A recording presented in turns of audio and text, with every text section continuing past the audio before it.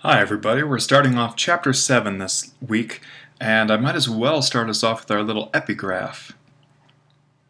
Again, this is a thing that's written on top of the chapter, as it were. And here we have, it's from the book of Matthew, Chapter 7, verse 17. Pan, dendron. A second declension neuter noun that we learned on the last lesson in chapter 6, meaning tree. Agathon. Karpus. Nice masculine second declension noun. Kalus. And then poie. Well, we should be able to figure out a whole lot of this. Pan is new, but it means every or all.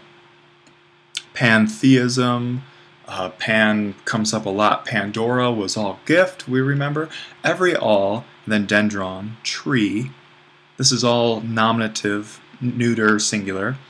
Agathon, this is going to be one of these second declension adjectives that we're learning in this lesson, and it means good. So every good tree, and then I forgot the accent down here, poie, makes, creates, karpus, which is fruit. Again, we had this from the last lesson. Karpos, karpos, karpu, meaning fruit, and then kalus, which means good, beautiful, and a host of other things in Greek. So every good tree creates good fruit. The apple doesn't fall far from the tree. This is the notion here in Matthew 7:17. So let's learn how we can express things like agathon and kalus and what those things mean. So I'm going to use this kind of boring gray that we just used to create the giant mega chart, because whenever we're learning a new grammatical thing, we need the mega chart, right? So let's see. I'm going to follow exactly what Shelmerdine has, because these are usable and good examples. We're going to start off with the word for wise, sophos, and then we'll also have the word for friendly, which is philios. Like Philadelphia, city of brotherly love, friend. So one's, as we'll learn, philioi, these could be friends, family, one's beloved, but it doesn't necessarily mean family or your wife or something. But phile, you could say, oh, friend, but it's a little bit broader than just friend. It could, of course, refer to family. So nominative, genitive, dative, accusative, vocative in the singular, kind of worse horizontal line there, and then nominative, genitive, dative, accusative, vocative again down here. So let's start off with a blue masculine, and we'll have ho, sophos. So this is good. This is like there's a reason why we're calling these first and second declension adjectives, because they follow this first and second declension form. These are both going to be second, the masculine and neuter, while the feminine, I'm sorry to be using kind of baby colors here, blue and pink, but hopefully it's helpful. These will be of the first declension type. So we can just go through, and you'll be able to kind of predict where we're going here. Sophos, sophu, sopho, sophon. Note here that we've got a persistent accent. It's staying here. These are persistent because adjectives are much closer to nouns than verbs. But then, again, as we've had before, the short epsilon in the vocative, sophe. O sophe would be, oh, wise person. We'll get into where these adjectives can stand as nouns on their own soon. That's called a substantive use of the adjective. So all of these, if I were to put an article before, ho sophos, That would be the wise man. This became important for various philosophies. This Sophos was a phrase used often. But we don't need to get there, and if you were addressing him, you could say, "Oh, Sophe, oh, wise one." That's how you can refer to me as your incredibly wise teacher. Yeah, right. All right, let's get to the plural. Sophoi, again, no surprises here. Sophone, you guessed it. Sophois, Sophus.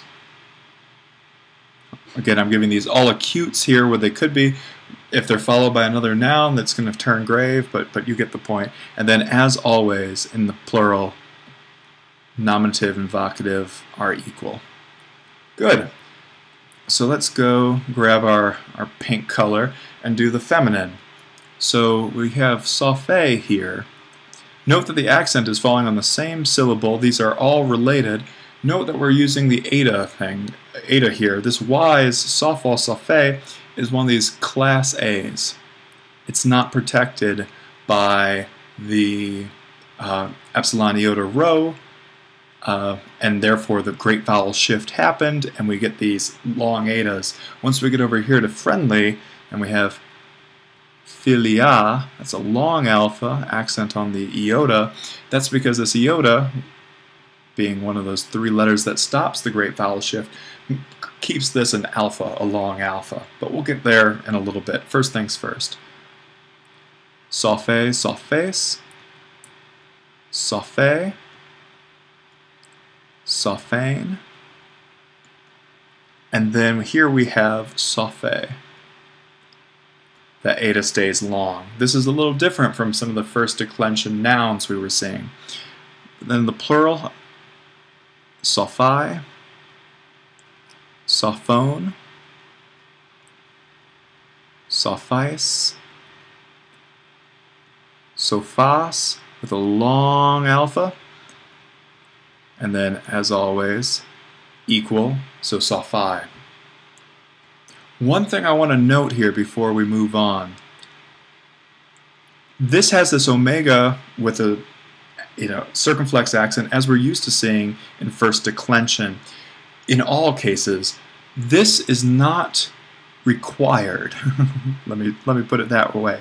The reason that we have the circumflex over the omega nu here is the same reason that we have it over the omega nu here. The circumflex on sophos falls on the second syllable, on where we see all the declensions happening. Once we get over here to philia, and we get to the form, I can go ahead and kind of write it in. It will be philion. That accent doesn't move. This is no longer the first declension properly. We're talking about a first declension adjective. So that's something to note in neon green. This is different. All right, let's pick a good neutral color, maybe an orange for neuter, and let's go for it. Sophon. I guess in children's rooms they'd probably use yellow. Orange is close enough. Sophon. So note here, this is a little different from the article, but this is much like dendron or doron. We're seeing a very much similar pattern between adjectives and nouns of these first and second declensions, hence the name. Sophu, Sopho, Sophon, again, nominative and accusative in the neuter, always, always, always the same as with the vocative. Oh, Sophon, oh, wise thing, whatever that might be. Your smartphone, that would be a good way to address it. Oh, Sophon. Good. Plural. Sopha. Oops, sorry, screwed that up. Let me start over right here. Sopha, Sophone, Sophois. Yeah, this is the computer's running a little slow, and some of the mouse movements aren't as smooth as they should be. Sophois, and then Sopha. Again, nominative and accusative and vocative, always the same in neuter. Sopha. Good. So we have that all here. Now we can move over to philia or philios in the masculine. So one thing I should note, these are what we call three-termination. I'll just put three-term adjectives. They have a masculine, feminine, and neuter. Later on we'll learn some adjectives that the masculine and feminine kind of clump together, and we'll call those two-termination. But these are three-termination adjectives, these first and second declension adjectives. Different ways of saying basically the same thing. So philios, again, we'll get good at this, we can predict. Philiou, again the accent is persistent, it's staying on this iota. Filio, or filio, filion, filie. Now in the plural, filioi, filion, filiois, filius, and then nominative is always equal to the vocative in plural, filioi. Good. Now we can go back to the first declension, feminine. Philias, it's a long alpha, but the accent stays on the iota. Philia, philion. Again, all of these are alphas because of this iota, blocking the great vowel shift. And then philia, again, long alpha here.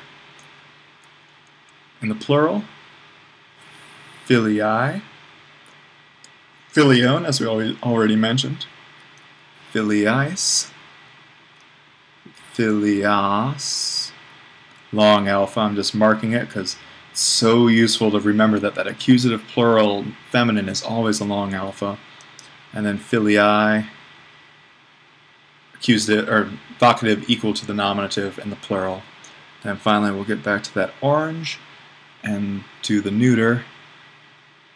Philion, philiu, philio, philion, philion, and then philia, philion, philiois, philia, and then philia. So these are all short alphas in the neuter plural. But of course your books aren't going to mark that, so we're going to find a lot of things frustrating about these adjectives, namely that nominative feminine looks a whole lot like nominative, accusative, and vocative plural neuter in this kind of class B type.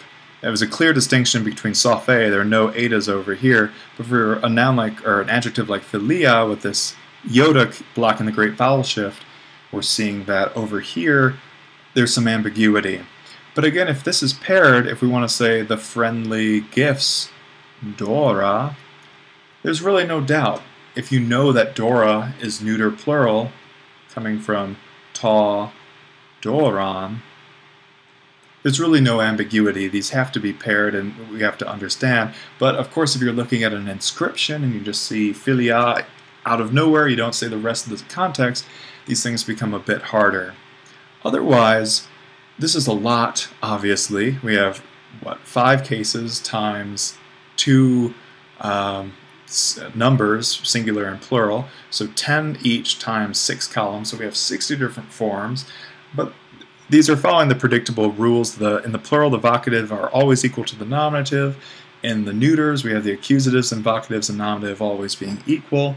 And then really these are, sophos and philios, there's no real difference. It's only in these feminines where we have class A, class B based on this iota, blocking the great vowel shift in this class B column.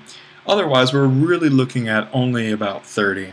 So knowing these rules that I've kind of been banging you over the head with for the past few weeks, they really do help, and they're going to save some time moving forward. But note that this is a long alpha down here in the vocative. That didn't always happen in the first declension nouns, but we do have this short epsilon that we're used to in the second declension masculine.